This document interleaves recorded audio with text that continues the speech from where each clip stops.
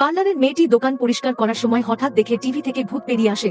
তখনই মেয়েটি তাকে চুল ধরে টেনে বাইরে আনে। তারপর মেয়েটি ভূতকে সুন্দর একটা হেয়ার স্টাইল দিতে যায়, কিন্তু ভূতের চুল এতটাই শক্ত যা দিয়েই চুল কাটতে যায় সেটাই ভেঙে যায়। তখন মেয়েটি ভূতেদের চুলের একটা শ্যাম্পু আনে এবং সেটা দিয়ে ভূতের চুল থেকে সব নোংরা পরিষ্কার করে দেয় হয়। কিন্তু আবার মেয়েটি দেখে ভূতের চুলগুলো খাড়া হয়ে যায়। তখন মেয়েটি ভূতের সব চুল কেটে ছোট করে দেয়।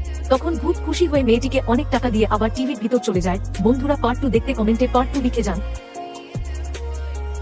এই মেয়েটি ঘুম থেকে উঠেই দেখে তার স্বামী একটা বৃদ্ধ মহিলাকে জড়িয়ে ধরে ঘুমাচ্ছে, যা দেখে মেয়েটি অনেক রেগে যায়। তখন মেয়েটি সেই বৃদ্ধ মহিলাকে মেরে বিছানা থেকে ফেলে দেয়, যে কারণে মেয়েটির স্বামী অনেক রেগে যায়। তখন মেয়েটি রেগে তার স্বামীকে একটা দড়ি দিয়ে বেঁধে ঝাড়বাতির সাথে বেঁধে রাখে। এই মেয়েটি তার প্রেমিকের সাথে রোমাঞ্চ করছিল, এমন সময় হঠাৎ একটা ছেলে আসে।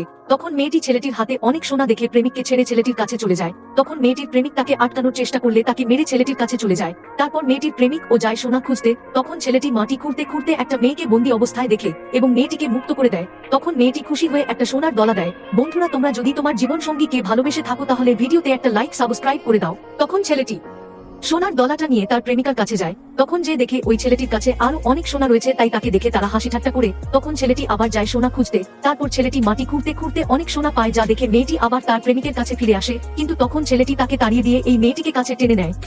মহিলাটি অনেক রেগে যায়। তারপর মেয়েটি দেখে দড়িটা অনেক ঢিলা হয়ে গিয়েছে, তাই মেয়েটি দড়ি কিনতে বাইরে চলে যায়। আর ফাঁকে বৃদ্ধ মহিলাটি লোকটাকে উপর থেকে নিচে নামিয়ে সেখান থেকে পালিয়ে যায়। আল্লাহ তাআলাকে ভালোবেসে থাকো তাহলে ভিডিওতে একটা লাইক দিয়ে চ্যানেলটি সাবস্ক্রাইব করে দাও।